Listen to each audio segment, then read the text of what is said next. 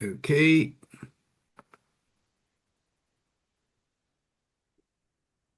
Hello, everybody,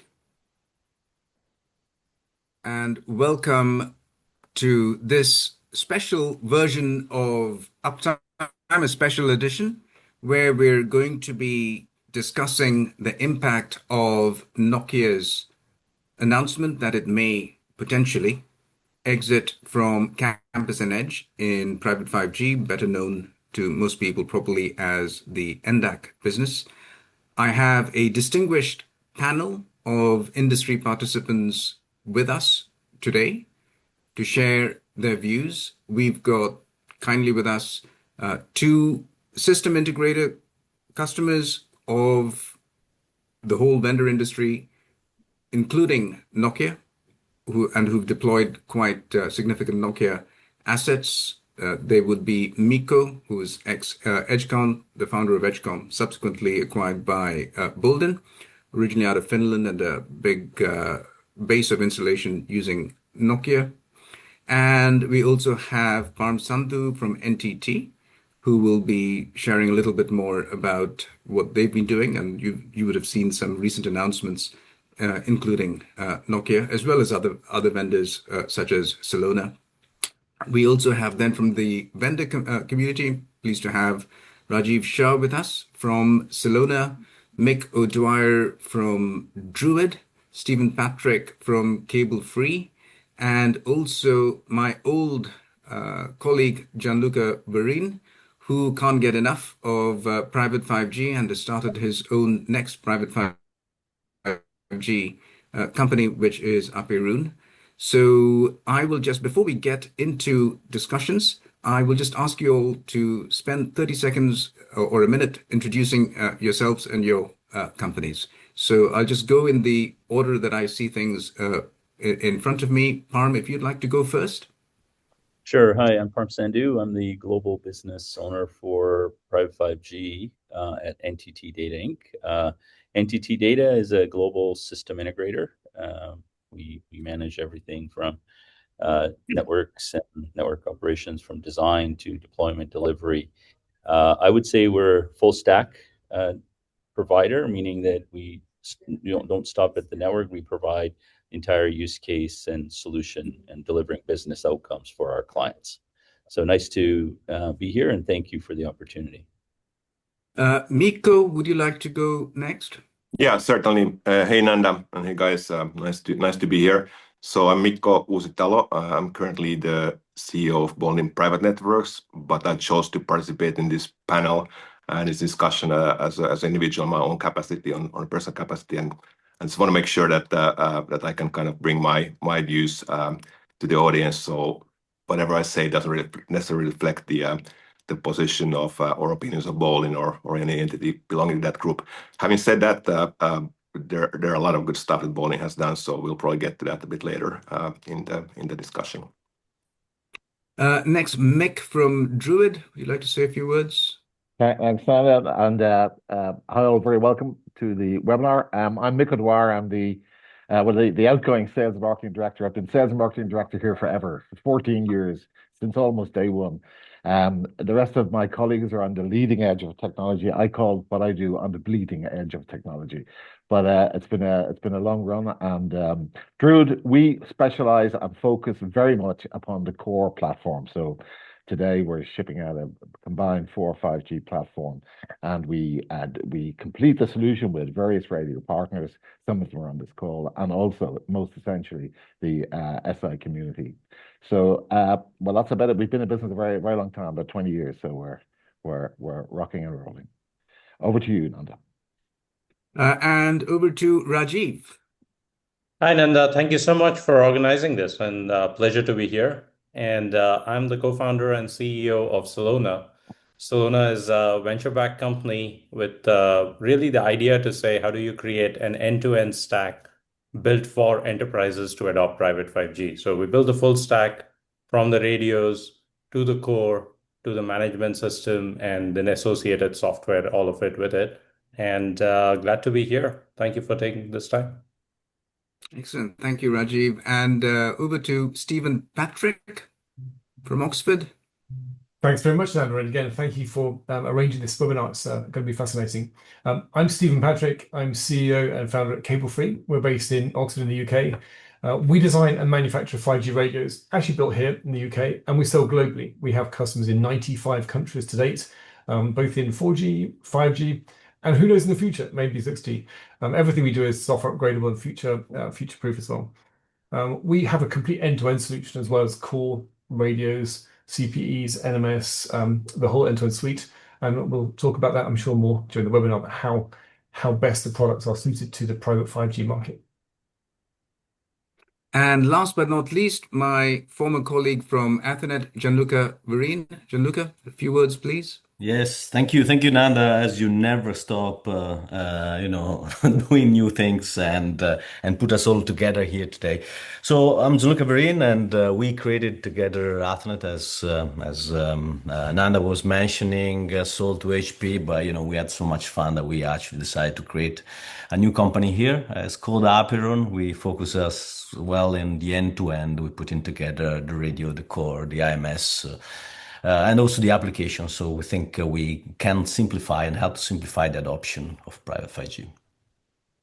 Okay, well, thank you all for joining us.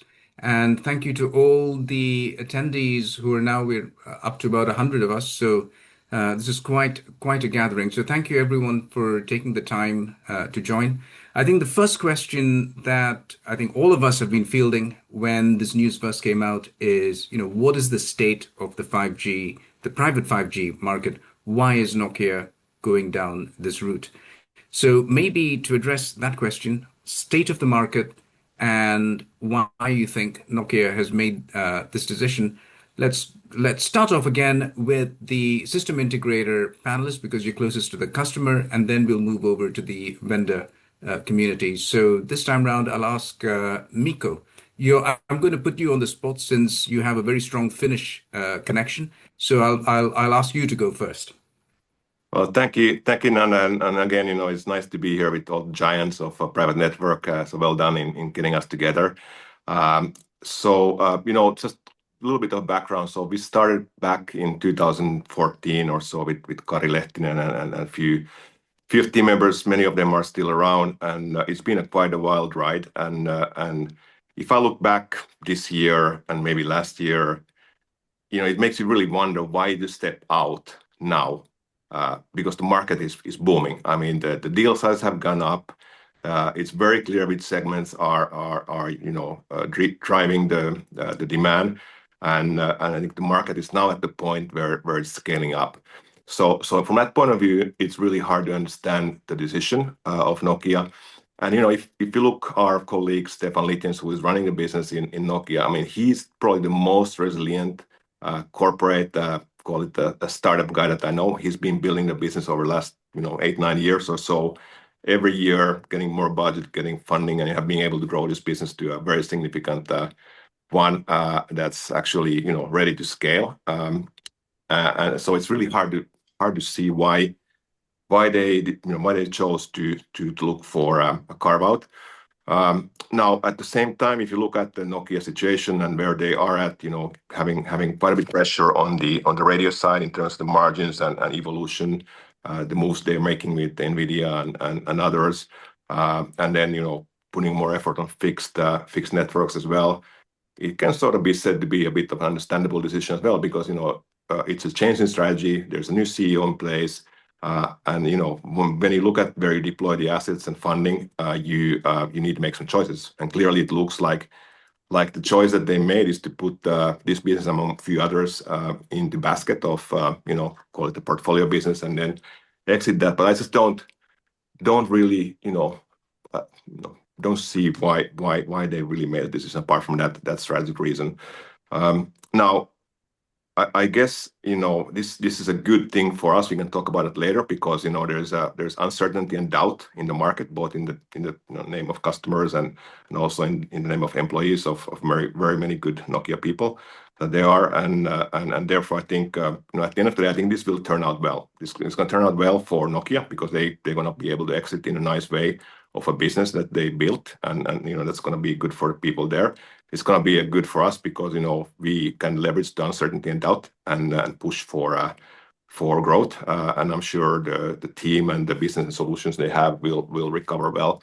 So I'm optimistic, but I'm optimistic by nature. So I think it's going to be a good outcome out of this. So that's my 5 cents of the question. Thanks, Mikko. Maybe Parm, turn over to you, and also it's now 5 years since CBRS has in the US as well. You've been active on both sides of the Atlantic as NTT Data, so really interested in your perspective on the state of the market and also which verticals you're seeing most growth from. No, And I maybe think more of a forward-looking. Yeah. right. No, I appreciate that. I'm of the opinion that the market is finally based on maturity in terms of what we're seeing, has finally turned the corner. We're starting to see adoption. People are, clients and enterprises are not looking at this as a POC technology. It's definitely moving into the growth phase based on the deal sizes, opportunities. NTT, started private 5G network in Japan, in the local they call it local 5G there. We have a very large number of networks deployed in Tokyo, and then we decided to take that business globally. And almost 5 years now since we built this business, and we truly seeing significant on a double-digit CAGR growth in terms of deployments and revenue side and booking side. So we do see that. We're finally seeing the ecosystem of devices and use cases. And I think truly, recently with AI and edge adoption, edge computing, that we're seeing, that demand shifting from that need for connectivity and that data aggregation and that reliable connectivity that we need for enterprises in, I think to your point, key verticals like manufacturing, mining, energy, and resource sector, I would say are definitely. And then finally, we're starting to see transportation, logistics, like large warehouses, rail yards, and those types of kind of that those back office areas. Even for retail, we're starting to see that.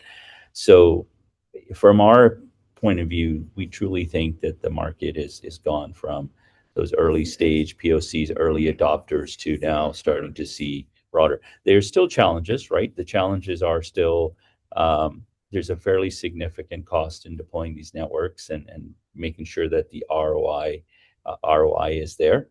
And that's where I think NTT is unique in the sense that we're focused on the ROI right at the beginning.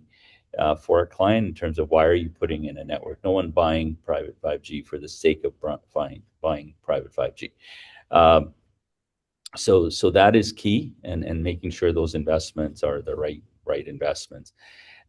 In terms of, we have a number of networks deployed across different vendors, and we're very, very pleased with our solutions that we've deployed with Nokia. And I think there's more strategic nature of their decision at more executive level that, they're as where they're looking at in terms of their core business and what's core, what's not core, and how do they want to position that. That's a good, healthy decision at a corporate. And I would not speculate why they're doing it, what they're doing, but I think generally with what was stated, it's, in our opinion, that's more of, hey, look, we have to focus.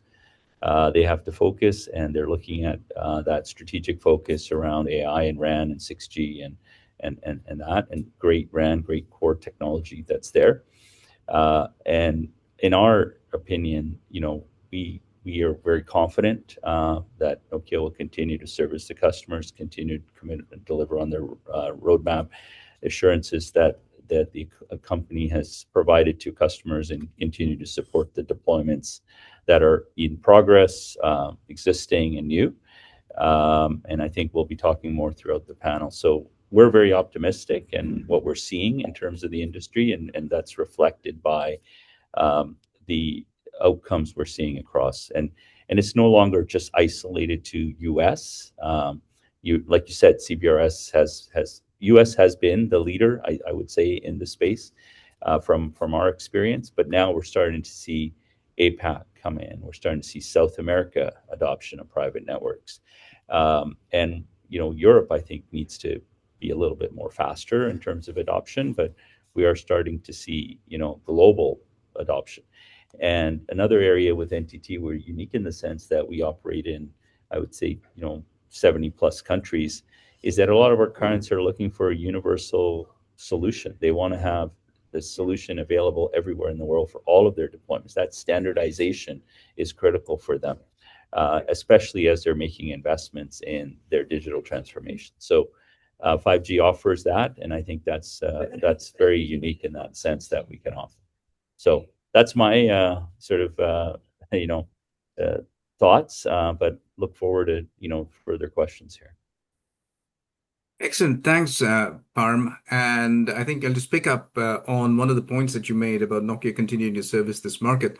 And it's a very clear part of their strategy, which they clarified later, that they are going to continue to supply radios, and they're going to stay in what we call the big government type of contracts, railways, national scale infrastructure, things that look and feel a lot more like big mobile networks, but continuing to serve the private 5G industry through radios, and so we should reinforce that as well, and that a lot of the discussion on this portfolio reorganization is around what most of us in the industry call the NDAC based business, which accounts for a big part of the customer base, but probably not so in terms of the value that Nokia has in that. So I will now pass on to Rajiv. Rajiv, one of the things that I always remember when you started Celona was you were probably one of the first people in our industry to start talking about private 5G as the on-ramp for AI, right? And I remember looking at your marketing when I was at Athernet and thinking, damn, this guy is really good, right? And of course, you couldn't have foreseen that ChatGPT and all of this would happen, but you were onto something then. So maybe I'll ask you to comment to give us your view of the state of the industry, and also tell us a little bit about whether this AI story is playing out as well. Yeah, I think there are some of these moments as a technologist. I always like to say it's somewhat obvious where the future will end, but what is really hard to know is the when and the how. And so in 2019, that was one of those guesses that you hope that you get it right. But from a state of the market, I think there is probably a couple of nuances that worth explaining, because I think Miko and Parm are both absolutely spot on. I think the market is really starting to get real. It is starting to scale. But I think the couple of nuances I would add to that is, number one, I don't think there is a one size fits all private 5G market. I think there are a few micro segments within this market. I think to an extent, Nanda, you touched upon it. I think Nokia is still in a portion of the market. The big utilities, the super big mini macro like networks, they're still private networks, and that's a network. There is, I think, a second type of network, which is where especially Celona is very focused, where we have believed enterprise IT and OT teams can truly build an extension of their network using private 5G. I think that is a very important network. We see that happening in manufacturing, logistics, petrochemicals, oil and gas, airports, etc. Right? So I think that's kind of my definition of a second micro segment.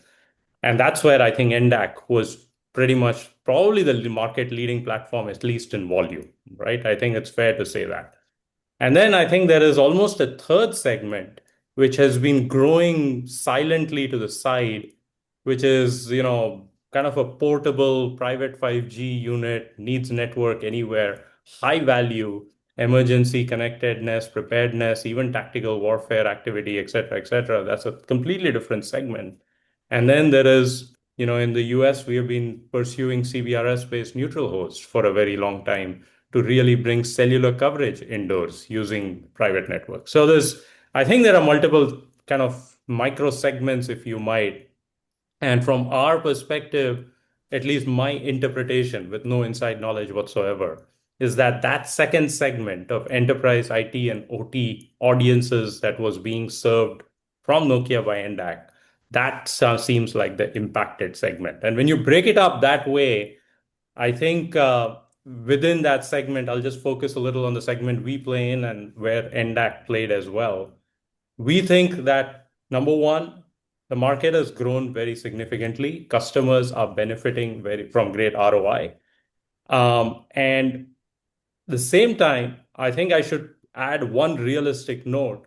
We are not yet talking of that market reaching even 50% of the reach of, say, the closest comparable, which is enterprise Wi-Fi. We are not close there. We are talking 10%, maybe, right? And I think that is number one upon us to educate the rest of the 90% that such a value prop exists, because I do think that is still a big missing element. I don't think as an ecosystem, we have yet successfully reached out to the entire community and educated them on the success stories that are being seen, the value prop that is being realized, and so on. And I think the faster we do that, I think it's benefit to us. So from a state of the market perspective, within the market we are looking at, we see very encouraging progress, but we also see that we are touching the tip of the iceberg here. There is massive potential that is still needs to be tapped. And I think that is probably the context with which I guess the decision for Nokia was also taken. Because as much as the market is growing encouragingly well, it is not yet billions of dollars for any one company. And I suspect Nokia is looking for a needle mover at their scale for a market that will do that. Because you do have to look at this as how much investment do I have to do, which is really how aligned is this with my current business? And then what is the return I'm getting? If I'm going to take a complete new moonshot, it better give me 25, 30% of my current top line. Or it better be so aligned with everything I do that even 5% incremental is great. And it feels like this was neither. This was a brand new market that needed a new architecture, a new market motion, new set of channel partners. So very little alignment with the core mothership business, and not yet at a scale to kind of justify that in the short term. So I think both of these decisions feel closely related. And I would say, I love the fact that we are doing this. I think that this might be the most important thing we do.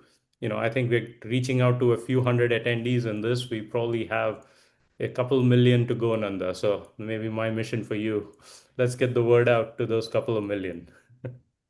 Yeah, absolutely. Yeah, and thanks for that summary, Rajiv.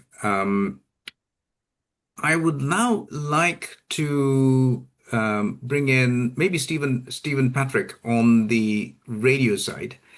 We know that Nokia is going to stay committed to the radio market, and they're going to continue to supply radios into this market. How do you see this decision affecting the industry and vendors like yourself who are in the radio business, and what can you bring to the table? Thanks, Nanda. Indeed, it's a very interesting moment. A big vendor, one of the pivotal ones who helped build private networking, leaves the stage. Well, partly leaves the stage. What does that affect the industry? Of course, the industry is in need of solid, stable vendors. The technology is complex. The barriers to entry for new radio vendors is incredibly high. There's over 100 bands defined for 5G alone. So if you waltz in with a radio for 1 or 2 bands, you only see a tiny part of the market. So conversely, for example, we do have all those bands available. So products that need to be globally ready for global deployment. Vendors that are stable and have a track record, have the references. And as I think our colleagues mentioned, it's not just one market for private 5G. There are loads, a number of vertical segments, almost bewildering in their number. So products need to be suited for enterprise, need to have features that are designed for that use. They need to be suited for small, medium, as well as the big scale projects too. And I think Nokia didn't really embrace that. It sees the world from its 20 billion-ish turnover euros.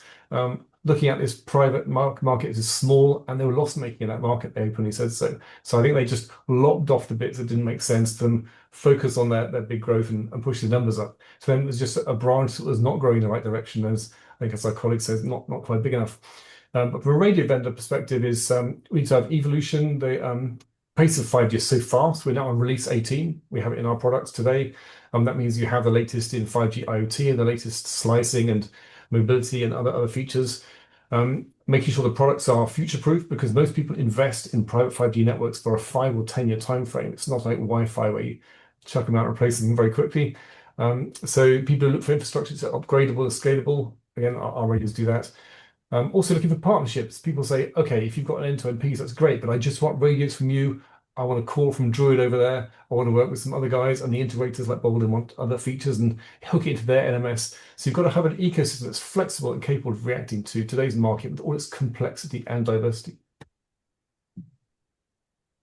Excellent. Well, thanks a lot, Stephen. I'm going to now ask Mick from Druid, and also to bring a particular sort of angle to it. You've been around, alongside the Athernet guys from 2000 and the early 2000s. Yeah. I remember one of your particular contributions to CBRS, which we at Athernet, I know, went head to head with you, was the Mochen Gateway, which looks like it's been adopted in the US, and the whole sort of neutral host thing. That's probably one area that we haven't touched on yet, and could be huge. So maybe you could comment on the state of the private 5G market, but also bring that neutral host perspective in as well. Sure. No problem. Thanks, Simon. I got to say, I do agree with Rajiv's analysis, the characterization of the slightly different nuanced sort of sections of the private 5G and 4G market space, and where Nokia were playing and where they were most successful. And we were quite envious of them being very, very successful in that utility space, particularly. And I see in their post-announcement qualification of exactly what they're doing, it looks like now they've recommitted to that. They're going to actually stay in that space, and that certainly is a nice cherry we'd like to be able to relieve them of in time.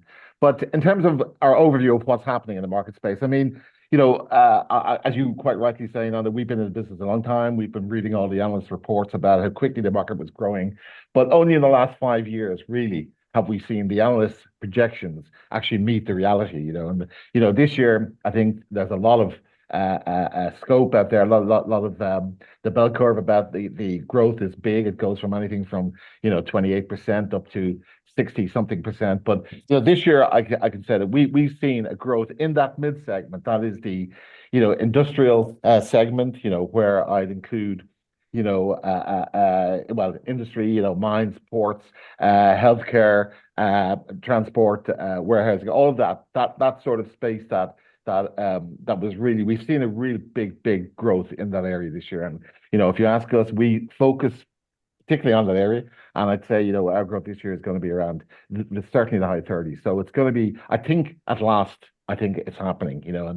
And you say, okay, part of the question was, why have Nokia pulled out? Well, I really believe it's down to the macro metrics of the business, the longevity of customer life, the value of total customer life of customers.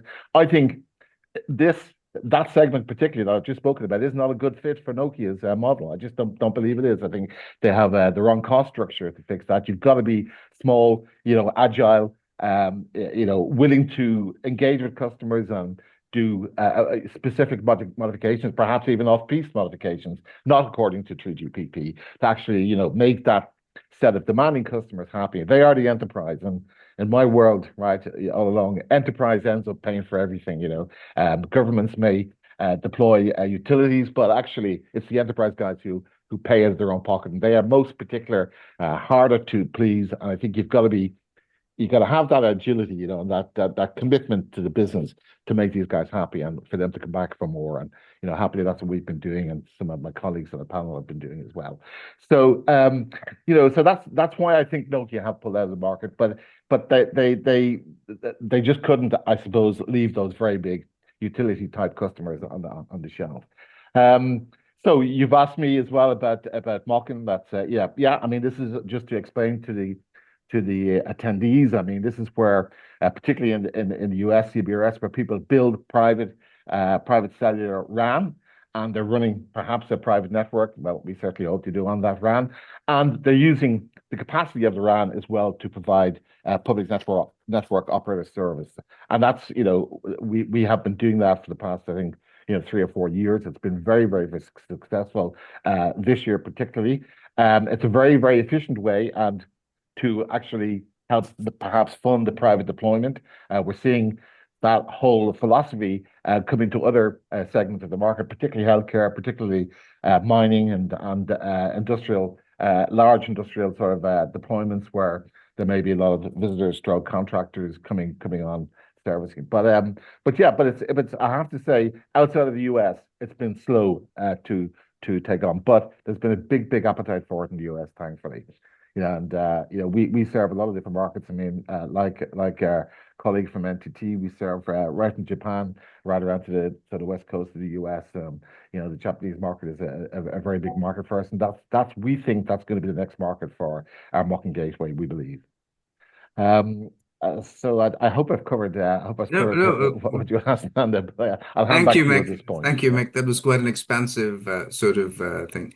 So I've saved Gianluca for the last on this round, because while Nokia decided to exit stage left, Gianluca decided to re-enter stage right. So Gianluca, you love this industry so much.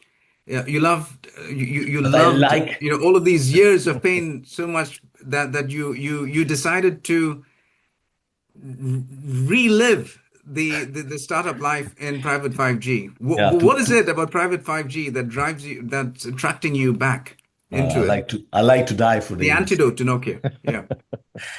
No, so I think, remember, I think we all have experience to this, and some of these are anecdotal. So if you remember, Nanda, when we started to work with Nokia, which was actually adopted our core as first, many years ago, we had people like trying to understand how we, so small, we could talk with these type of giants. And then you remember we've been like very much disappointed when after the merge with Alu, they decided the some spin-off inside decided to build their own core, and they could do their own way. And we said ourselves, no, they're not going to make it. I mean, they're going to shut it down. I mean, I'm sure they're not going to make it. And of course, we were wrong because we've been wrong so many times.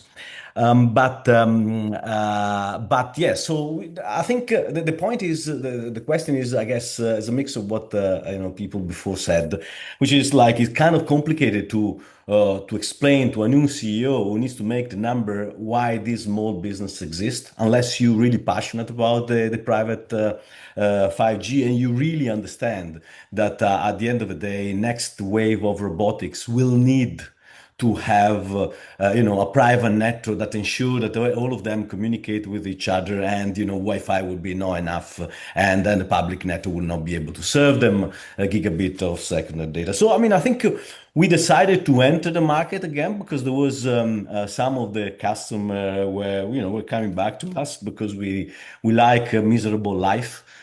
Because we have some friends, like in all this panel, and I'm sure people attending, and we like to create something new. Now this time, I think we need to wonder really if to create a network and so a technology like private 5G, we can rely on corporates, big corporates that can grow inside. All the technology. I think Nokia attempted to do this. They continue to do this, and we actually respect all the job they're doing. We will continue to work with them, but maybe putting together all that is needed, which is the sales team, the operations team, people that do IP networking, people that knows RAN, radio, all the rest, and trying to pull it together, keeping the telco business alive and separate somehow. it is a different ball game. So that's why we thought we could come back and see if we can help the industry with something innovative and something new, putting everything together, perhaps from robotic and public safety first. The small portable story that Rajiv was talking about before, which we think is going to go into every vehicle and or needs to a certain point in time where communication is going to be. So I think, but to do that, you need. We went into the market and trying to understand. So core network is there. I mean, we have people that build core network. We cannot really build a core network. What is not there really this time around is the radio uh, part of the story, meaning a radio that is actually, I know, Stephen, but the radio that is done in a little compact part, and that you actually can put it together with a core, with IMS and all the rest. So that's basically where we decided to do something maybe new ourselves to do it. We're not really so practical on that side, so we will make a lot of mistakes, I guess. But perhaps first prototype will show up very soon and show how we can put our contribution. Of course, I mean there is many other options out there. I think in this panel there are many possibilities. I think it's very reassuring to know that everyone sees this this market growing, and and I think we will going to play there. Okay, you've heard the different sort of views expressed by the audience, and also hopefully a good synopsis of what the private 5G is today, a little bit about its history and where the opportunities are going to be going forward. There are a few questions that are coming in. So while I address some of those, I'm just going to put a little poll up on the screen if I can figure out how to do this. Let's show as a group. No, I'm going to have to figure out how to do this. Now, I'm looking at the panel and seeing whether you're able to see any of these questions that are in the audience. There's ones from James Moore, who's a analyst. Given the landscape that Nokia is focused on selling radios, they'll still sell RAN for private networks. Do you see NDAC as the biggest casualty from this decision? I don't know whether casualty is the right word that I would use, but maybe anyone from the panel would like to address that question? Yeah, I can jump in there. I completely agree. I think that that Nokia, I think they've said already that they are still going to provide RAN for this segment, and even the lower segments, that segment that Rajiv detailed below the big utility. They said that they are going to do it, and I'd even go as far as to say that there's some examples already of them cooperating in that regard. But the actual, the core side, I think, is the part that I think is going to be is going to sort of discontinue, or they're going to sell it, or they're going to partner for it. Like, yeah, that's what I think. That's why I see things happening. Okay, Yeah, I mean, excellent. Anyone? I would add to that, like Nanda and team, because we've been deploying Nokia RAN products with a number of different cores. Cisco as an example. We've used other Nokia enterprise, the other mobile core as well. So depending on, as Rajiv, I think, said very well, that look, there's no one network that fits all, right? There's no, and actually the needs of clients are evolving as they're understanding this technology. And it's going to continue to evolve, I think. And I think there's going to be lots of RAN vendors coming, different RAN configurations and RAN options. And the industry is going to evolve, and see where it goes. Innovation, ease of deployment and cost and all of these things that are changing. From our perspective, I think this is really a good value that SIs bring, global SIs bring, and managed services bring. So if you look at what Nokia announcement meant, they created a portfolio which includes many parts of their business. It's not just the Private 5G. It's their microwave business, their managed services business, which they put all of these things have been put in and into the portfolio based on their public announcement. So it's not just looking at private 5G, but of course the topic here is private 5G. So understand that, and as you said, the NDAC business, the commitment is still to support it. We have customers who we're working with continue to support. We will, as SI, will also take that leadership role. We've been through it once already with, as you know, with Microsoft. When they made that decision to exit the core, that was a much different approach. So as an industry, I see this as going to be a little bit normal as things change and companies make different strategic decisions. Whether in the case of Microsoft is the same, I would say similar in Nokia. They want to invest, focus on AI. That's where the investments are going. So they're like, hey, we need to figure out what to do with the rest of this business and parts of the business. So from a customer point of view and assurance, like this is where I think the SIs come in, because these are complex decisions, they're complex networks, and partnering with SIs to do this work and picking the right one who can help them through these type of difficult transitions to make sure that their services and commitments to their business and that their investments are not going to be stranded. And I think that's where NTT comes in, and being a large global SI, and we can actually ensure that the vendor support and those services are going to be there for the duration of that investment that's being made. So that's a real, I think, and I think even in the Nokia decision and managed services approach that they're going to rely more heavily on, even with the integration of their RAN, with other core vendors. That's where I think the SI is going to play, and that's, from our point of view, we see that as a true to our story, is that why the managed service provider and global SI are going to have a critical role in this, and picking the right vendor carry you through these partner through these types of industry transitions is going to be critical. So you can pick a small small SI who just comes and does integration, goes away.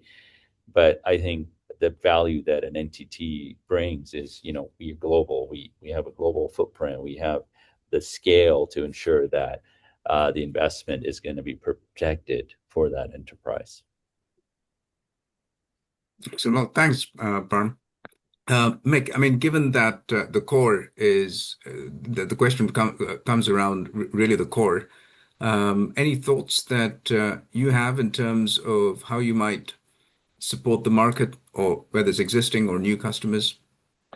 Well, obviously, we think that there is going to be a gap in the market, and I think it behooves us to be able to slot in there as an alternative to MDAC core, and we'll certainly be looking at that and speaking to the Nokia RAN team about that as well. I think it's an obvious move for us, so it does open up some really good opportunities for us, we think. And as I say, it's about being right sized for this business, and I think Druid and its core, right, and its experience is right size for particularly the enterprise space, and growing up. So that's, I mean, we see it as a really nice opportunity. We've got to be respectful of the customers who've invested heavily, and we've got to be sensitive to that, and perhaps approach it with some sort of financial sort of a deal that works for them as well, I think, and we're certainly open to that. So it's a very exciting time, but we've got to be very, very careful as well, I guess, and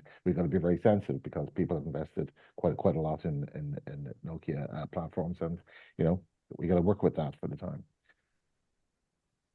Mikko, you've had live customers as well, so maybe you could comment as well what this means from a customer viewpoint. What are the key things that they should be thinking about, and how an SI, a good SI, can help?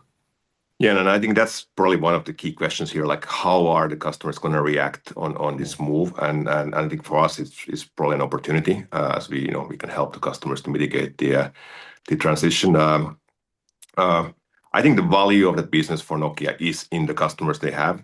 They have many of the customers through their partners, like in our case, a combination of Edgecom, Cellnex, and Boldyn now, and SML in Germany, for example, that Boldyn acquired recently. So, and I think that's really the key question, like how are customers going to take that? And I think it depends on what happens to the business. Heck, if I would be free from my commitments, I'll be looking at acquiring that business with some partners. I think it's very, very interesting business, and the market is very promising. Now, the thing is that now that they announced that, it's gonna cause challenges in the sense that customers are wondering what's happening, so certain uncertainty, doubt, fear, that has to be mitigated. But also the employees are certainly wondering what happens next to them. So faster they find the right buyer, faster they can carve out the business. I think better is for everybody, even for us, because we don't want to see unhappy customers as as alternative options for them. Even it would be nice to win over some of those. I think it would be best for Nokia and for our customers or their customers that they find a good buyer with good backing, something to lean on, that can then take the business out and like somebody said here, make it more nimble, make it faster moving, maybe more focused as well. What's interesting here, Parma, you were saying, US is booming. I think we see the completely opposite. We see Europe is booming, and we've done so many deals over the years here. And so I think, and also Rajiv was talking about, the segments that you go after. So there are a lot of business out there within the different segments for different players, different theaters, markets. And I think, that's the sort of thing. Where does Nokia fit in the future, or whoever is going to acquire them? I think that's going to be an interesting question to follow up. So those are some of the things I see, and we're curious actually hear what the others think. And that is one of the questions that has come up in the Q&A. But maybe we'll come back to who's going to acquire them down the line. But we just finish off this thing. Gianluca, you had a core network business as well.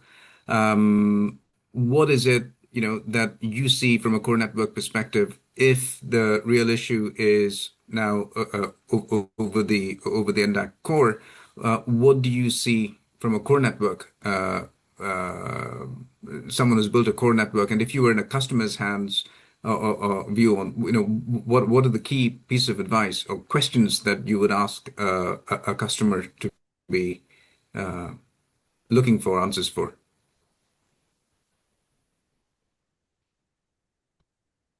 I think you're muted, Gianluca.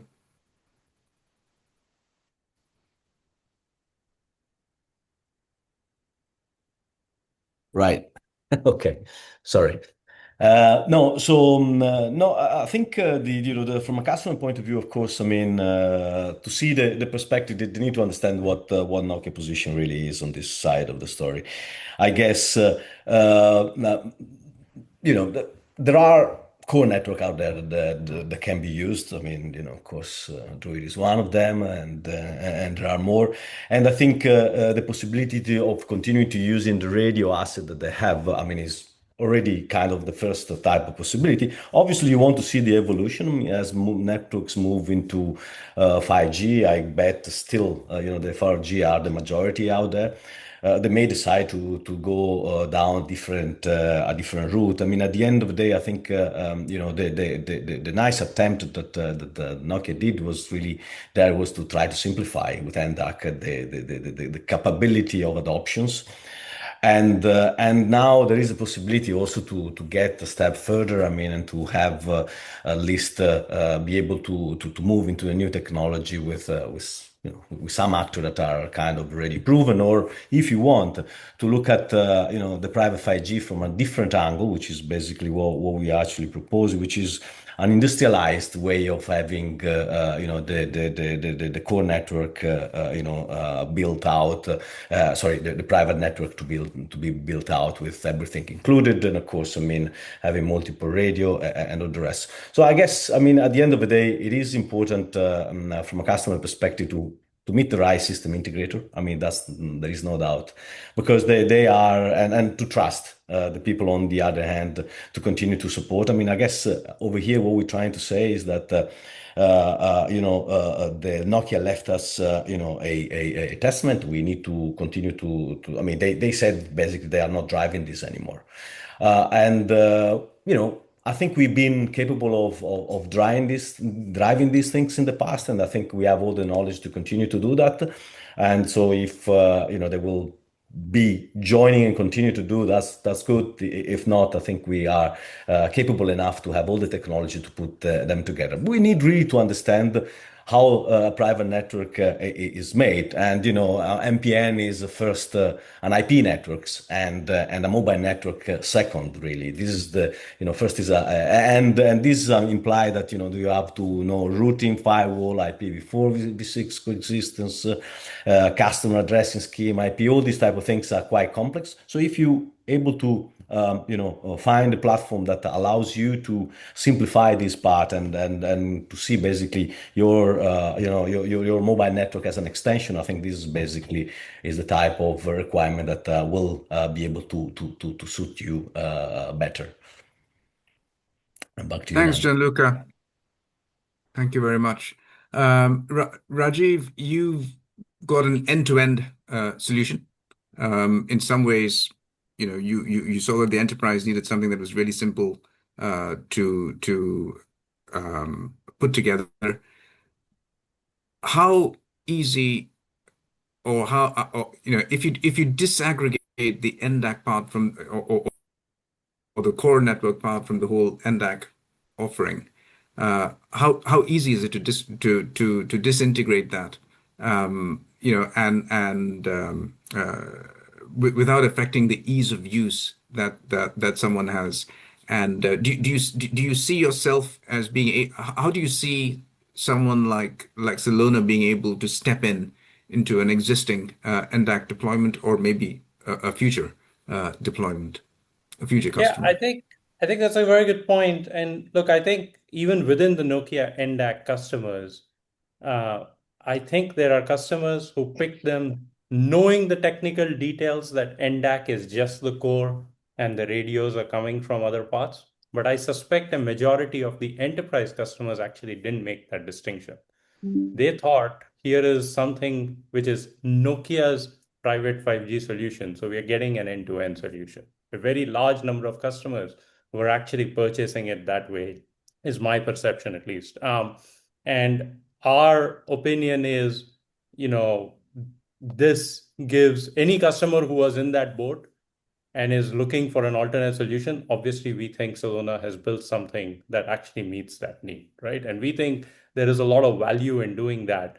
And because it is a non-trivial effort to bring a private 5G, which is a cellular network, into the existing IP network already. That integration is non-trivial already. And so trying to add on another layer of integration within the 5G network, we think is layering on complexity. Not to say it cannot be done, not to say there are places it should not be done, but there are many places where there is value in taking an integrated solution and really bringing it into an existing IP network. So I think that is number one place where I thought Nokia actually did a really good job, because if you flash back to 2019, and an enterprise wanted to buy a private 5G network, and if they were forced to deal with three vendors, that would have made the market go even slower. So I think credit is deserved to Nokia for really saying we brought this together. Good, bad, ugly doesn't matter, right? And so I think that is a side effect of this decision. And from a product perspective, we certainly are keen on filling that in. Now, that having been said, I do agree with a lot of the panelists. I think the actual product technology that's probably getting impacted is NDAC. I think great SIs like NTT and Bolden can absolutely take that from wherever it ends up later and still stitch it together with other radios and still make a solution out of it. I don't think that option goes away.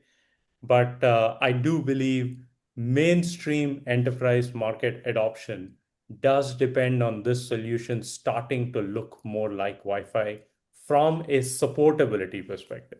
This is really not about standards, protocols, and so on. This is about when a mission critical network has an issue, does the customer have the confidence they have a single vendor who has access to the full software stack, can debug the whole thing, can figure out what the issue is and fix it in rapid time? I think that is a highly underrated aspect of why an enterprise often looks for a single vendor, because we know that that is not a trivial thing when it is a complicated technology like private 5G. So I think that is an element that I would like to just call out, which is going to be an interesting element of how this transition itself affects the whole market. Excellent. And Stephen, anything you'd like to add to that? Absolutely, really good points from the colleagues there.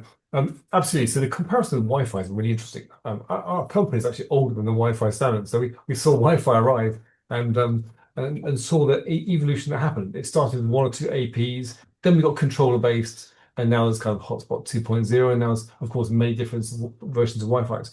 And there's the cost performance curve. An AP in those cars used to cost a huge amount of money in the late 90s. Now they're commodity. So where's private 5G compared to that? To the Wi-Fi story is for sure the complexity is way higher, approximately 10 times higher for a 5G network, private 5G, compared to a Wi-Fi network, even allowing for the controller-based type Wi-Fi solutions. So we as vendors need to shield the users from that. We can't delete the complexity, it's there. So making sure the solution is deployable, it's supportable, that the integrators understand it and the vendor support is there in place. Because as the scales go up, the headaches go up, and we need to manage those. So making sure we've got stuff that's suitcase, ready to roll, pre-configured, suitable for various different use cases. The rise of AI, as we mentioned, everyone has to mention AI, so I'll just mention it. We're going to build AI into radio for sure, but to optimize, I think that's the goal there, and also to speed this deployment.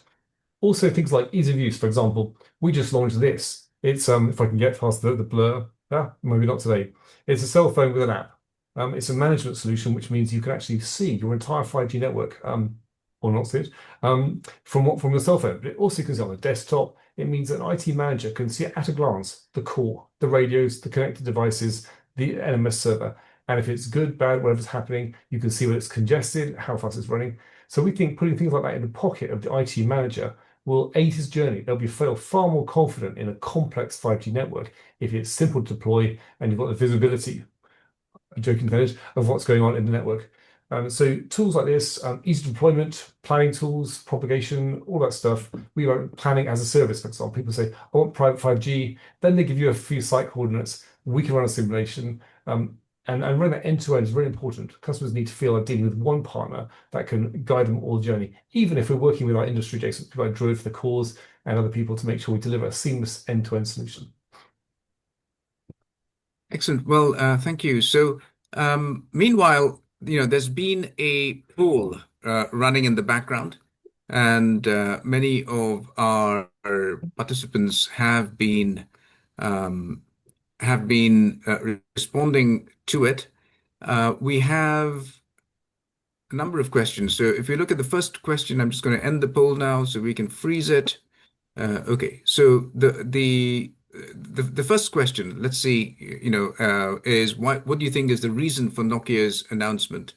And listening to the feedback that we've had from the audience, we can say that the largest 35% say simply that enterprise does not move the needle, even if it's high growth. 29%, which is number two, says portfolio restructuring and cost pressure, and 25%, a quarter, say focus on AI and macro RAN, and 11% put the other. Let's have a look. The other question that has been asked was portfolio area that customers most worry about. So the biggest one by far, 50%, was integrate. So the core is 7%. So which is quite different from what the panel is saying. So I'm just wondering whether there's less of an understanding amongst the audience in terms of what the core is and where it fits into this whole solution. And maybe, that's something educational that's come out of this webinar for the audience. The biggest concern from the audience perspective, 50% is integration and long-term roadmap. So maybe that's something the panel would just like to touch on in terms of roadmap. What are the kinds of things that that are coming in 5G radio and core side, which customers may be concerned about. And radio and RAN continuity, 20%, that seems to be a big factor. But I would argue that what we've heard from the panel and what we've heard from Nokia is that on the RAN side, actually, Nokia is still quite committed to this market. So the continuity is there for the existing product, but maybe small cells, all-in-one small cells, may be an issue. And then long-term roadmap. Maybe if we can go through the audience this time, I will flip it the other way around. I'll have the vendors go first because roadmap is going to deal more with the device and core side. Gianluca, you've always been last. Maybe you want to go first here. I didn't particularly need to be first. Okay, no, Nanda. Yes, absolutely. So, no, absolutely. So, I think important stuff that really are coming up and are not really between us is really, low latency and I think support for robotics and this type of 5G 6G networks where you actually can carry around. I think from our perspective, what we want to do is to make the network really something that is transportable and actually almost disappear if it's possible one day, and it can still have a 5 to 20 watt type of output when it's needed to have a big coverage. So, I mean, at least from our point of view, this but we are a startup if you want. We are back to that level where you actually need to see how and show how this sort of meet existing customer requirement. So I think the important part from our perspective, this is in terms of roadmap is to go 5G, and then of course there is AI, but I don't even mention that. Where so network that can actually connect and external AI can connect via the MCP protocol and things like that. That's also very interesting. And when you talked about robotics, were you thinking in terms of being able to do what do you call it, Ethernet over 5G or something different, Gianluca? I mean, that is one of the point that sometimes is needed. I think yeah, but that's also some. But I mean, what we are looking at in particular is when you have a swarm of robots that really go somewhere that where they need to rescue people and things like that. I mean, they really need to communicate and yeah, of course, layer 2 maybe or GI LAN as used to be called is also interesting. If maybe Stephen, if you want to make some comments in terms of roadmap, future developments, etc., and then I'll come to Rajiv, and then we'll close with who do we think the buyers might be. So Stephen, but don't talk about buyers yet. So Stephen, if you can just talk about long-term roadmap and what you can bring to the table. Absolutely. So from a radio perspective, it's really interesting. We started with FR1, the sub 60 gigahertz. Then they came with FR2, the millimeter wave, and that was very popular, but now it's less popular. Now they're talking about FR3, which is like this 7 gigahertz band. Now they're talking about NTN off satellites, and maybe FR2 NTN. So this is a bewildering choice of stuff. And then along comes MIMO, massive MIMO. Then we talk about other stuffs. As well. So from a radio perspective, there are so many challenges and things you can develop, things you don't want to develop, things which are very expensive to develop, things which are going to yield big value in the private networking space. So as a radio vendor, we're going to do that. We're going to make sure we produce the things which are most valuable to customers and advance the industry in the direction which we think is most helpful to maximize opportunity.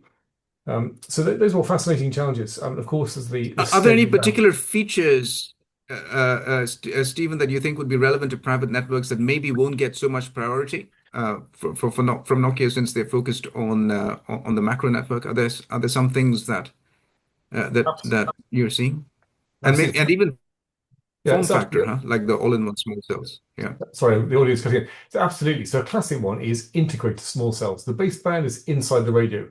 Nokia don't do that. Ericsson, I don't think do it either. In fact, it's a tier one thing not to do integrated small cells. We do, and in fact, 90% of the radios we ship are integrated small cells with the baseband on board. And for the installer and the integrator, that's an obvious choice. It means there's less equipment there, there's less to install, less to go wrong, fewer cables, less brackets, and for the poor person who's living next to this thing, less stuff to look at. Camouflaging radios so they vanish into the background. Making lightweight radios. We've got a stratospheric project, for example, putting that stuff up in the high atmosphere. So lightweight radios, ones that can survive in those temperature environmental conditions.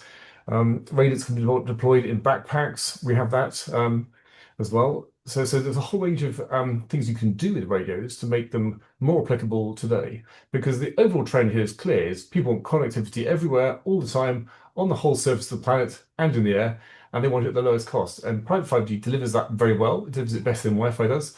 We also make Wi-Fi gear, so it can be a fair kind of arbiter on that topic. And private 5G is definitely the best technical radio on the commercial market today. Excellent. And just to close off that thing on roadmap, maybe Salona, if Rajiv is still there. Yeah, absolutely. Yeah. Well, so Okay. look, I think there is still so much to be done. We're still in the early innings of this. I think Stephen touched upon this analogy to the Wi-Fi generations. I think similar to that, we just literally a month back released what we think is a unique architecture called AirFlex, which is really the equivalent of cloud Wi-Fi, where you don't need any more a separate core and an access point. We have, by the way, never used split radios. So we've always called our radios access points for that very reason. And now we have done an architecture which is just like Meraki or Mist, where you can essentially have a cloud managed. And we think that's very important because we are starting to see customers who have like a single radio, two radio installations, thousands of stores, warehouses, and you can do that. So I think there is a dimension of roadmap, which is really how to make this accessible at a cost operationally in more places, more use cases, and so on. So I think AirFlex is something we are excited about. The same breath, I think Gianluca rightly referred to, we do envision that the enterprise IT is fast going to be a combination of humans and agents. So you do need to think about your management system of how it works in that world, where we are building something called Orion, which is really a agentic AI system that integrates into existing models, whether it is ServiceNow's own agents, whether they are other humans, whether it is other security agents, and how do you really build a world in that? And that is, I think, the second dimension that's going to keep happening, because one of the dimensions we do have to address is enterprises are not going to turn into mini operators. They're not going to have the same level of expertise as an MNO. And so we have to use the latest and greatest there to really make this accessible to everyone. There is obviously going to be a lot of radio technology advantages that will keep happening with every 3GPP release. We have to keep up. We have to pick the right things to bring to the market. And the fourth dimension that I'm very excited about is I think we have barely tapped the surface of the OT world with private 5G. I think that world has barely any connectivity. Enterprise IT connectivity, we are at least talking about existing known applications. This is decades old technology that desperately needs modernization. And to get that right across the whole stack, from the actual gateway that will connect all these assets to the private 5G network in the right form factor, the security architectures that do microsegmentation the right way, all the way to the operations to say, how does IT and OT operations work? How does security work? This is, I think, going to be a roadmap for the decade. We are not talking 6 months, 12 months. And honestly, you have to think that long. Somebody recently asked me, is this the year of private 5G? And I said it then. This is not the year of private 5G. This is the decade of private 5G. That's how long it's going to take for this to really reach its potential. And so I think the question on the roadmap is a very, very critical one. I think the biggest thing I would ask is really the ability to do roadmap across those dimensions. So those are at least the 3 or 4 things that at Salona we are very heavily focused on as we look at the next few years. Excellent. Well, thank you, Rajiv. Now we've got Tamer, who's our next guest, who's ready to join us, I think we'll just close this panel session a session off with who might be likely buyers. But there are some very interesting questions in here as well. So after Tamer, I would actually and Global Star, I would actually like to come back to do some of these questions. If the panel can stay on and address some of these questions, like how do applications aren't applications a critical part of the private network? How do they fit together? Really interesting questions. So if we can address those after Tamer, that would be good. Also, at the very end, we've got a nice surprise. Today is also the day of the Nobel Peace Prize. So we're going to award an UPTIME Peace Prize at the end of this. So stay on to see who's going to win that. But maybe if the panel is still there, any thoughts in terms of who the acquirers for the Nokia business might be? We've already had Miko throw his hat into the ring. Any other thoughts? If you're doing elections, I'll vote for Miko. Thank you, Rajiv. I need a big hat for that, and probably some other hats as well. But let's see. Yeah. Anyway, good question. Great panel, and guys, really good work. I mean, this is a really exciting space to be in. So, Okay. yeah, looking forward to. So with that, guys, I will ask Tamer to switch on his video and come and tell us a little bit about what's happening in this new world of spectrum, which is actually one of the most exciting things that I've heard in 5G world in some time, because ultimately we all rely on spectrum, and spectrum is what really makes this business even possible, right? Tamer, are you You guys able to hear me? repeat yourself? Oh, I see you. Do you I guys? see you. Okay. Super. Okay, great. Excellent. Welcome, Tamer. Thank you, Anand. If you want to start off with a small introduction to yourself and Global Star, and if you want to take the floor, Okay, as you've done absolutely. many So, times at our yeah, multi-fire events. Yeah. yes. My name is Tamer Kadous. I am very happy to be with you guys here. My background has been in wireless communication since grad school. I worked in Qualcomm around 17 years in Qualcomm research. In 2018, towards the end, I moved to a startup called XCOM Labs. We built a technology for 5G, a bit different architecture, a bit different requirements, I would say. And then in 2023, the company or the exclusive licensing of the technology was bought by Global Star. Global Star, as you guys may know, is originally a satellite company. So with buying this technology, they started their private network business unit, you can say. And in the transaction, the CEO of XCOM Labs, who was the former CEO of Qualcomm, Dr. Paul Jacobs, became the CEO of Global Star. So since then, I have been running this business unit, which basically is the technology part and the monetization of two assets. One asset is the technology that we developed in XCOM Labs. The second is what Nanda is talking about, which is this spectrum called in 3GPP terminology N53. That's it, I guess, in short.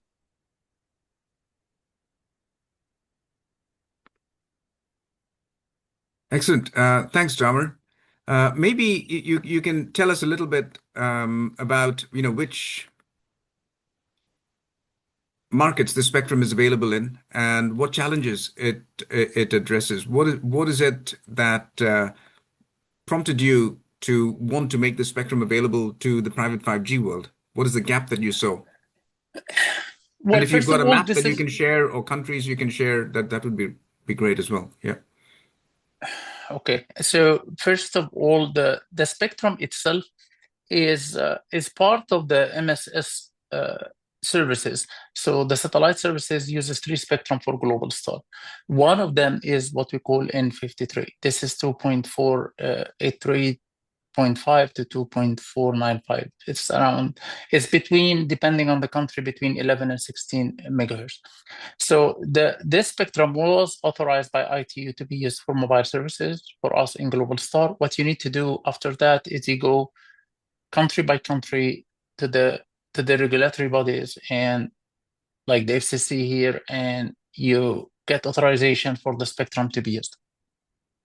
Now, we did that as of now, we have certified the spectrum for us to use it in 13 countries. Mostly, I can mention that we have US, of course, Mexico, Canada, we have Brazil and South America, sorry. We have South Africa and other 6 African countries there. We have Spain. In theory, you should be able to get it to be authorized for operation in any country. There is, of course, paperwork and some expense of doing this. And there are some countries I'm not sure that we will be able to ever get there. But in the most part, it's a global spectrum. Now, the spectrum is 10 megahertz TDD. With the limitation of it, it may not be by itself suitable for like high capacity application or application that requires high throughput, but it is useful definitely for things like mission critical. In addition, if you combine this spectrum with the technology that we built, we increase the capacity multifold because of the way the architecture of XCOM RAN is and the technology is something we can discuss later. So the reason why this spectrum has been a private network kind of a spectrum is that there is a power limitation in some of the countries that I mentioned, especially in the Western countries. So the power limitation is similar to CBRS Class A. It's like, and you can use it indoor and outdoor, of course. So you can think of it as a 10 megahertz piece of a spectrum that is added, at least in the United States, you can think of it this way, that you have one more channel of CBRS. CBRS, is like 15 channels of 10 megahertz. You can consider this to be the 16th, except that, of course, there is no concept of SAS. There is no concept of incumbent or tier 1 or somebody that can take the spectrum. So one very straightforward use of it is to use this spectrum for mission critical application that cannot afford the SAS changing channels, for example, changing frequency while the system is running. But it can be used, as I said, in even high capacity applications. Excellent. And Tamer, I just want to clarify for everyone's understanding, even the Global Star is a satellite company. What we're proposing here is actually a terrestrial 5G. This spectrum has been authorized for terrestrial use. It's not, signals not going up to the sky and back. It's not direct to cell or anything. This is actual terrestrial network. Right? Absolutely. And it's a confusion that I'm glad that you brought it up. Everything I'm talking about here is a private network, is private network solutions. The spectrum is private network for private network, and the technology is for private network solutions. But yes, it is terrestrial, and we deal with FCC or the like of FCC to get it authorized in the region we're deploying in. So it'll work indoors. It won't, it's not affected by tree shadow and all of these things, the way that a Starlink might be. No. So definitely has nothing to do with the satellite.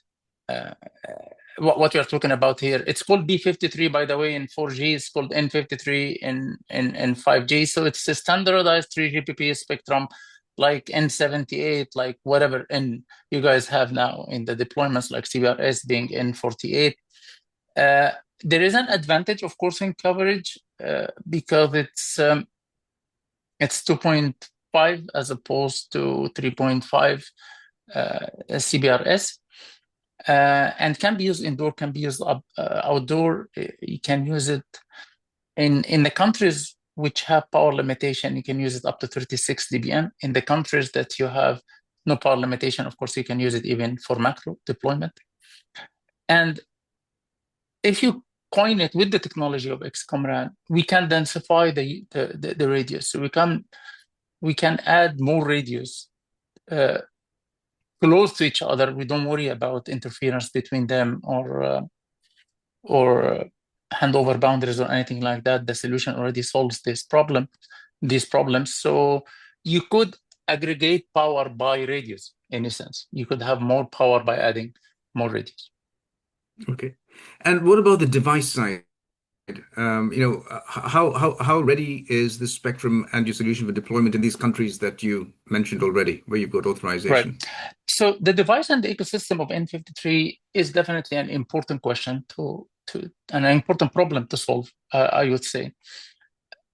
Generally speaking, by the way, one of the things that I witnessed is that the devices on 5G in general is still a limitation. Like if you try to find a 5G camera, for example, is not like there will be many Wi-Fi's, but not really in 5G. So this, just to start with this point, that the 5G devices in general, they have a problem and they need to be much more available, especially with the new applications coming up. For 53 particularly, the spectrum itself or the band itself is a 3GPP band. It is part of the chipset manufacturer provided bands, like it's part of Qualcomm chipsets, it's part of MediaTek chipsets. The thing that happens is that the device manufacturer does not necessarily enable it or test it to certify it without seeing that there is a market for this. So it's kind of a chicken and the egg. The device manufacturer usually does not enable it unless there is a market. The market or customers would want to see there are devices that have N53 before they jump on this wagon. But we have been working on the ecosystem for a while now. So of course it has been an iPhone for a while, starting iPhone 14, and that's something that we have been using in a lot of demonstrations on N53. But we also managed to have it certified in some of the module manufacturers, like Telit, Kyoctel, Simcom, and recently also it has been in some of the devices, like Zebra actually just announced a device. I don't remember really the model number, but has also N53. So the chipset is okay. Like the chipset ecosystem, I think in place. The module ecosystem is coming, and I would say also it's in a reasonable or a good situation. The device actually ecosystem is what we're trying to build and trying to even ourselves actually we are building our own device to on the same spectrum. But yeah, more and more device manufacturer. Yeah, go ahead.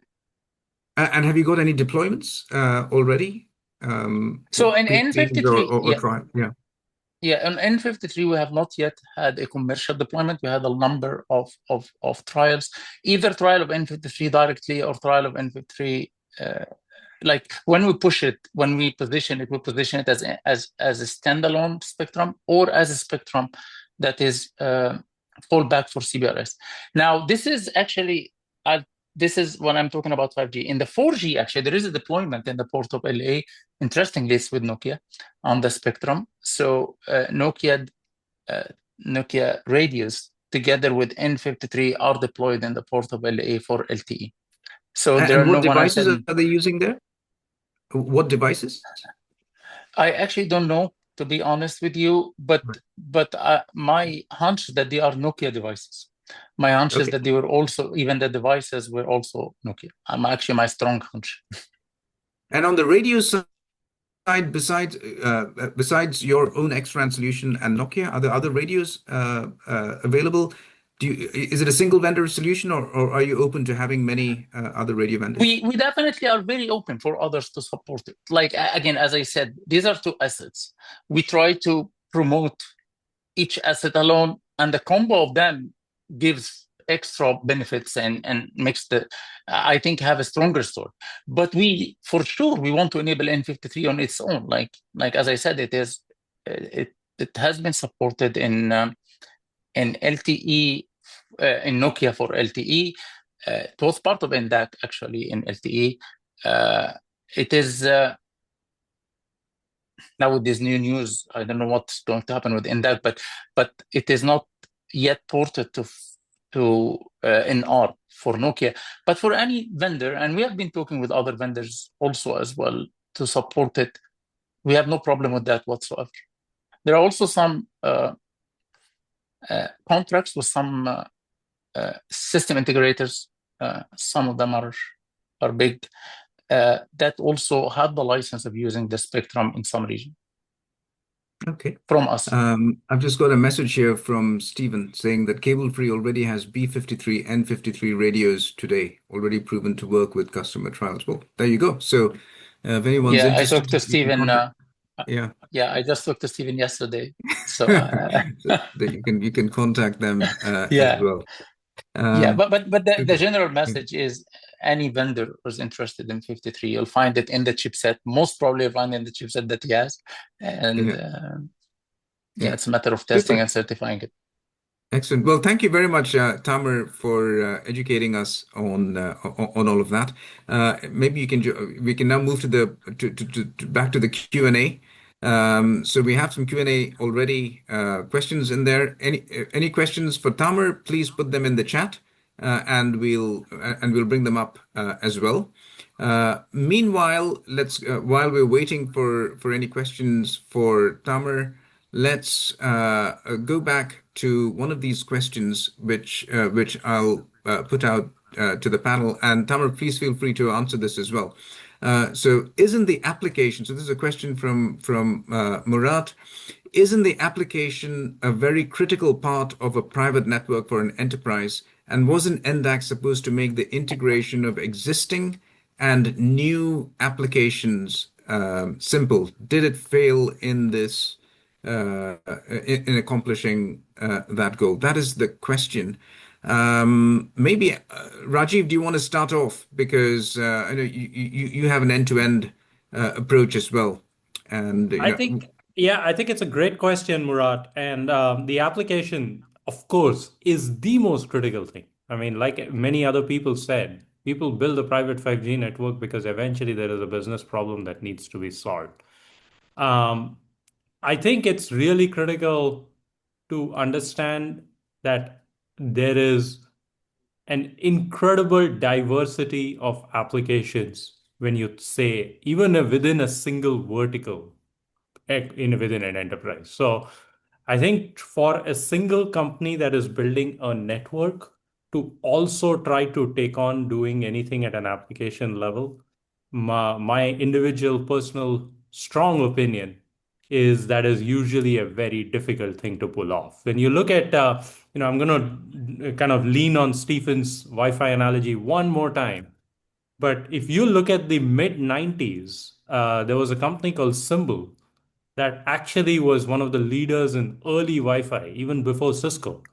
And they used to build a full vertically integrated stack. They used to build scanners, they used to build actual warehouse applications, and they sold the whole thing to warehouses. That was actually one of the first significant commercial applications of Wi-Fi at scale in the mid to late 90s. But when Wi-Fi actually became mainstream enterprise, by definition, it was vendors who treated the network as a horizontal platform in which you could bring any application in. They were the ones who actually succeeded, whether it was Cisco, Aruba, Airspace, all of the above, and then eventually Meraki. And so I believe that to be true here as well. I think private 5G in its first phase needed a few vertical applications to get the momentum going. And I think, quite honestly, I think some of the things NDAC was doing was quite helpful in that. And in the previous panel discussion, we didn't touch upon enough of the contribution of the NDAC business units in the industrial handhelds they brought to the market. They had CPEs in the market. And so for that phase of the market, it was actually really important because they were able to deliver all of that as a single vendor. But the next phase of the market invariably is when the customer wants choice to be able to pick their own device, their own application, usually existing applications, and use that in a relatively simple way on top of a network, which is standards based, open, and just as simple. So I think I would be remiss in calling it a failure. I think they served that phase of the market incredibly well from that 2017, 2018 to 23. But post 23, I think private 5G has just entered a different phase where we need horizontal network platforms that can take all applications. Parm, anything you'd like to add to that as a system integrator? You're looking at applications is where you live, I guess. Yeah. No, I think so. Let me address it. So we are a full stack system integrator, and that's unique because we bring the network, we bring the infrastructure, and I think if you look at the NDAC and the MIXI platform that they've have that's a really unique, interesting solution stack hardware with as Rajiv said, lots of applications and solutions that were available out of the box. So it'll be interesting to see how that gets um, settled over the next few months, hopefully. But in our view, definitely is clients are really pushing the envelope on ROI. What is the use cases that are driving these investments?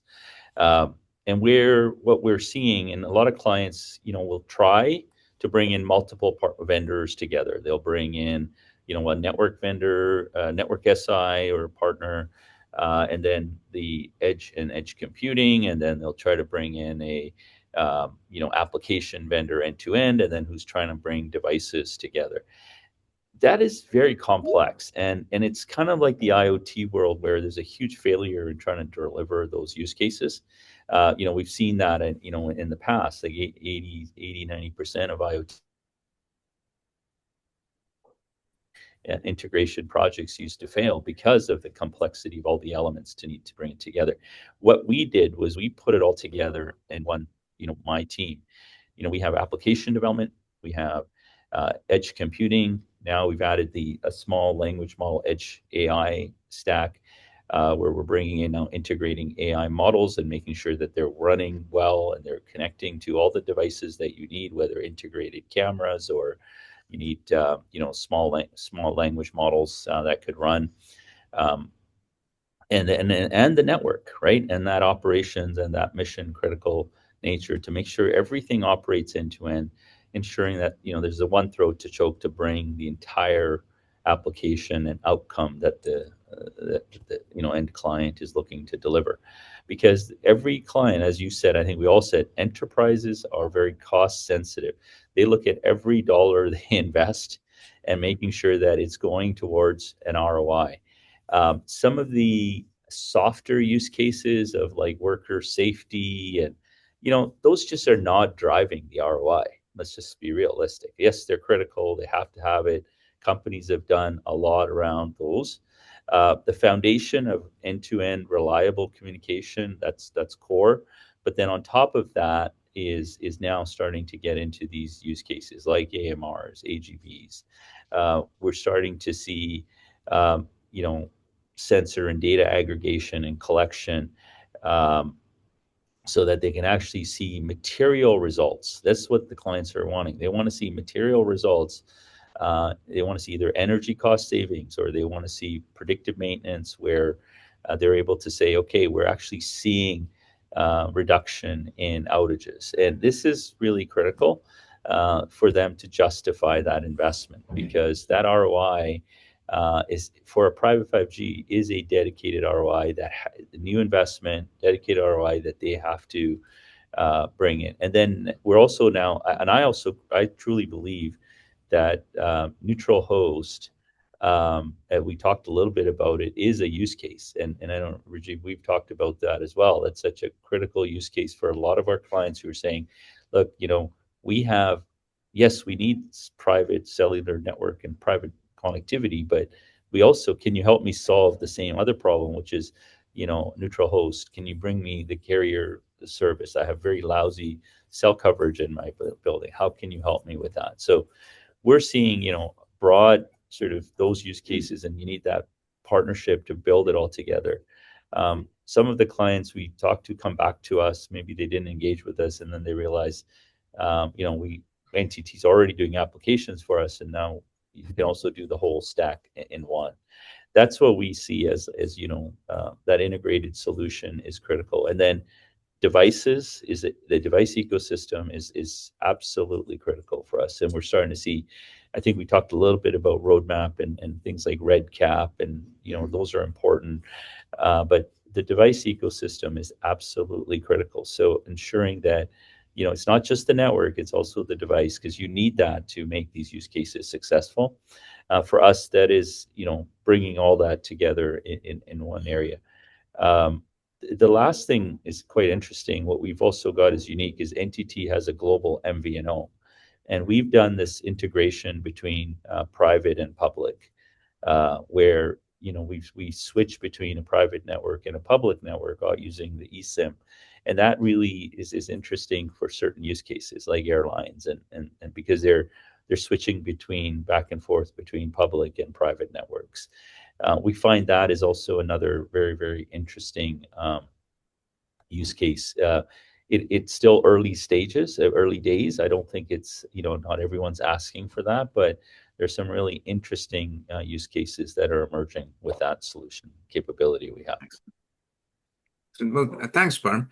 Now I'm going to go to the core network guys now, because I remember from my days in Athnet, we used to always get approached by people saying, "Hey, we've got to put the application with the core and integrate everything and stuff." And it's something I don't know how other core network people did, but I remember going to Gianluca and saying we need to have edge compute and we need to put all of this together. And Gianluca used to always push back and say, no, no, no, core's got to stand on its own.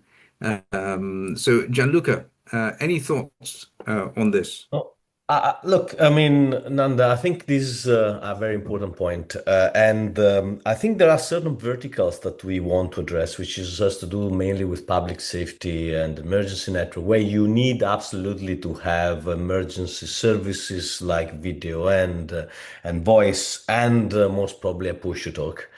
And that's exactly, I mean, where you may want to have a vertical integration where these things is really made tidy and it works every time.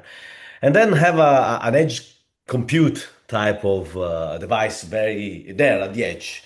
I mean, it's also more important these days, not only because you, of course, need to run any type of application, as Rajiv said before. I mean, as everyone would say, I guess, because we can't really start and do the whole garden all over again. The operators want to have. They need to be open and all the rest. But also because now these networks that can stay at the edge, they become the critical path where all the AI stuff pass and all the data traffic comes, and then all the learning stuff of UVs and all the rest is really going. So I think the private network can become a learning hub.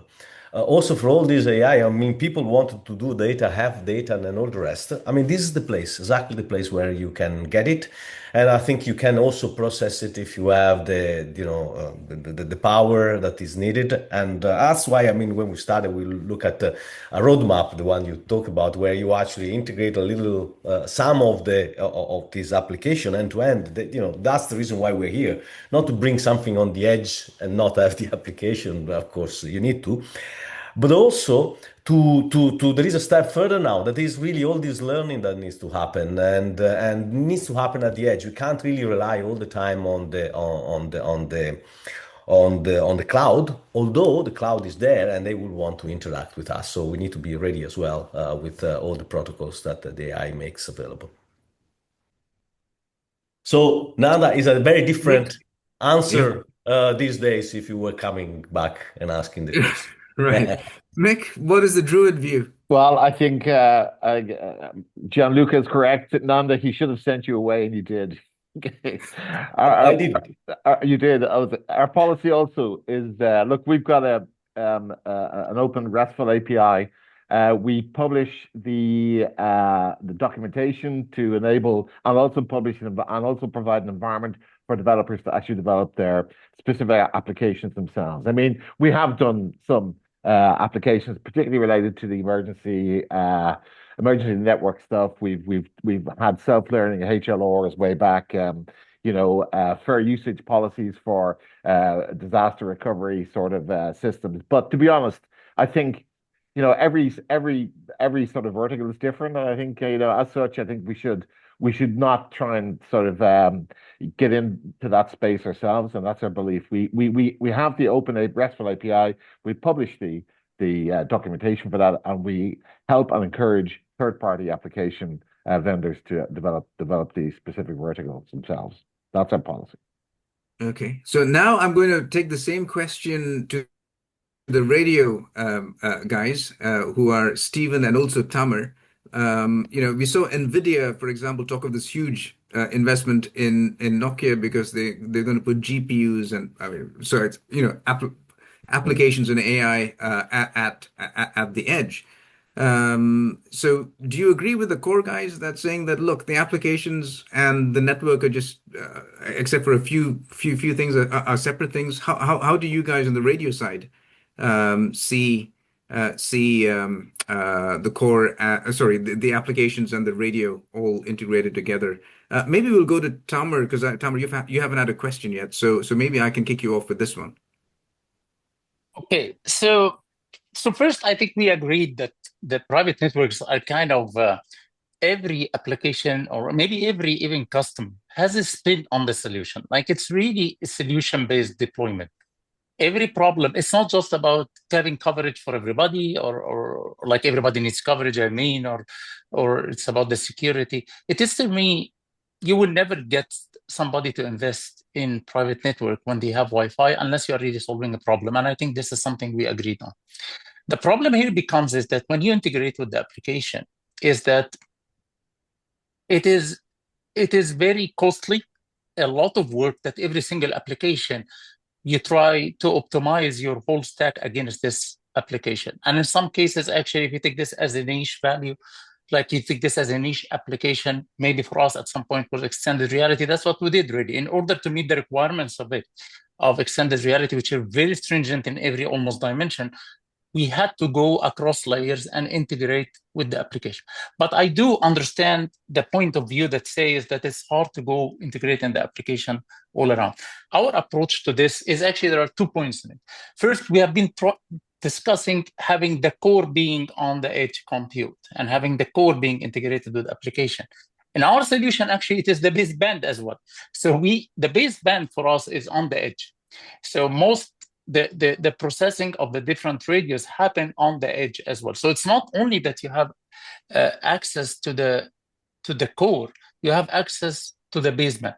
And that can be useful in some solutions. Like you can expose wireless information to the application that may not be easy to expose in the normal, typical small cell kind of deployment, which you only, when you get to the edge, you only see bits. You can see waveform when you put the baseband on the edge as well.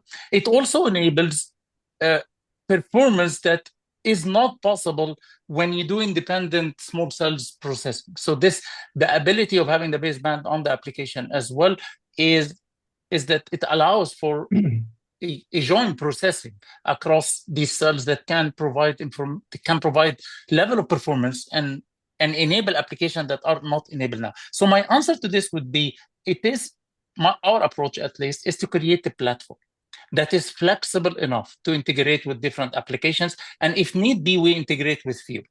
Now, for the platform to be flexible, we believe that we need to go even below the core. We need to even the baseband itself to be part of the solution. And I think that this approach has not been looked at carefully because it's technically a bit challenging, and that's what we have been focusing on for a long time. So yeah, that would be my answer actually. Thanks, Tamer. Stephen, anything to add? Absolutely. Tamer made some excellent points there. I think flexibility is key here. So a lot of radios in the market, particularly small cells, from certain vendors, they're very fixed format. They're using a system on chip, very inflexible, architecture can't scale. If you want something changed, can't be done. We embraced, I think similarly in Tamer's philosophy, we embraced a flexible platform. We're using generic compute, x86, low power mobile parts designed for use outdoors and in clever applications. We're making sure we can move things around. We can, like Tamer described, we can put some things on the radio, some things on the edge. We can move elements around to suit the application. We can do multiple radios in one box. We have outdoor cells of 2 radios, so we can do clever stuff between different bands or different directions down a train track. So be able to have a flexible technology portfolio that's available in multiple frequency bands. In our case, over 100 different band and power level combinations already shipped. That means you can open the whole market up. So whenever a customer comes in and says, my application is ... whether it's beaming down from the stratosphere, whether it's on mobile platforms, whether it's off the ships, mobile platforms around the place, we can customize that radio for that application. Some of that customization is in software, some of it's application settings, some of it's a stack, some of it's other features, and sometimes it's hardware. But being able to partition elements between servers, edge servers, and the radio is additionally very helpful indeed. Okay, excellent. So I think we've addressed that question. We're coming up, I think, now towards the end. A couple of things I just want to share before. So just looking at the questions, I'll just share with you some of the results from the poll. So the poll was, who's going to buy Nokia? So I'll share that poll result with you. So what we had was the lowest mobile network operator, 8%. So mobile network operators have been ruled out. Industrial automation player, so such as Siemens, I guess, or Bosch or Honeywell, someone like that. Well, 20%. Okay, maybe this plays into what Rajiv was saying earlier about OT. And the next one up, sorry, hyperscalers 12%, AWS, Google, and Microsoft. In reality, it's probably lower than that. AWS and Microsoft already made their plays and exited.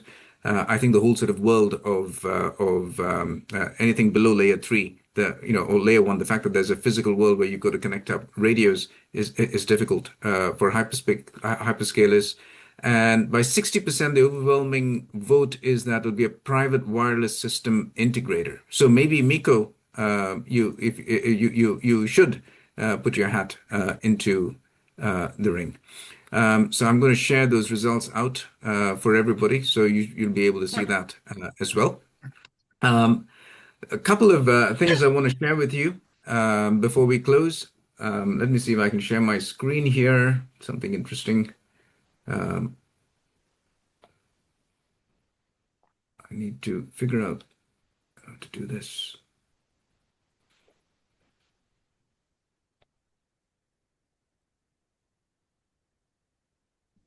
Here we go. We are share.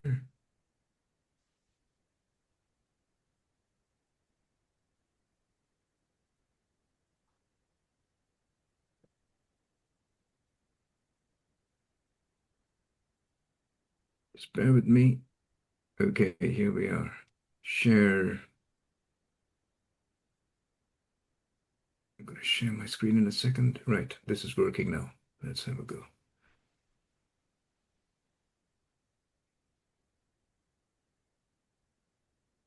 Screen broadcast.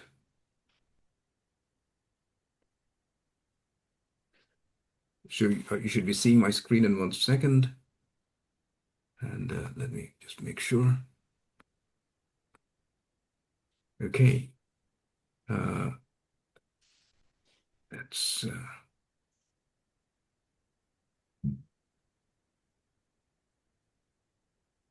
right.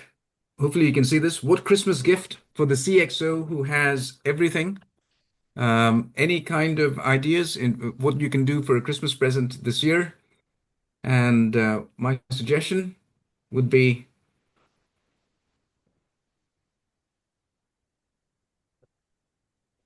I private think I need the 5G answer. starter kit. This is what, if this is the thing that Elon Musk wants more. He's got everything in the world. What he doesn't have is a private 5G starter kit.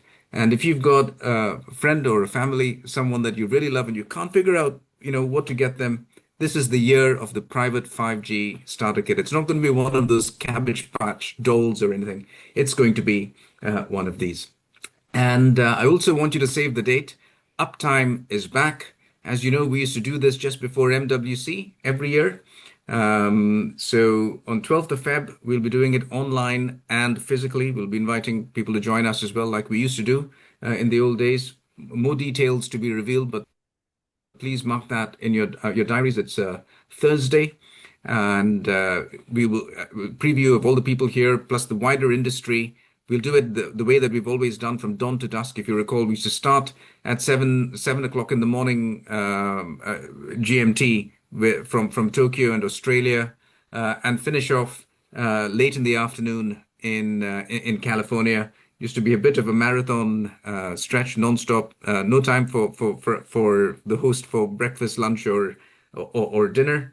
But that will give you a preview of everything you want to see in Barcelona. And for those of you who don't go to Barcelona, you get a preview here as well.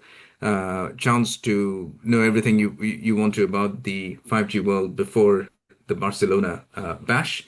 And to close, I will announce the winner of the UPTIME Peace Prize. Today, of course, is the Nobel Peace Prize award day, where the actual prize gets handed over to the nominees. So in honor of that, the UPTIME Peace Prize today, I'm going to give to the UPTIME panel because it's the first time, I think, in the industry that we've had all of us, so many people together and all cooperating, and lots of nice things also said about Nokia, who weren't here today. So the UPTIME Peace Prize goes to all the panel members for the great cooperation from the industry to bring this together and share all this knowledge with all of you. So happy holidays, Merry Christmas, and see you all on the 12th of February when UPTIME is back. Thank you. Thanks, And guys. Thank you. Thank you night. very Thank you, much. everyone. Thanks, guys. Thank you, Good guys. working with you. Cheers. Thank you all. You guys. Thanks, everyone. Bye. Bye.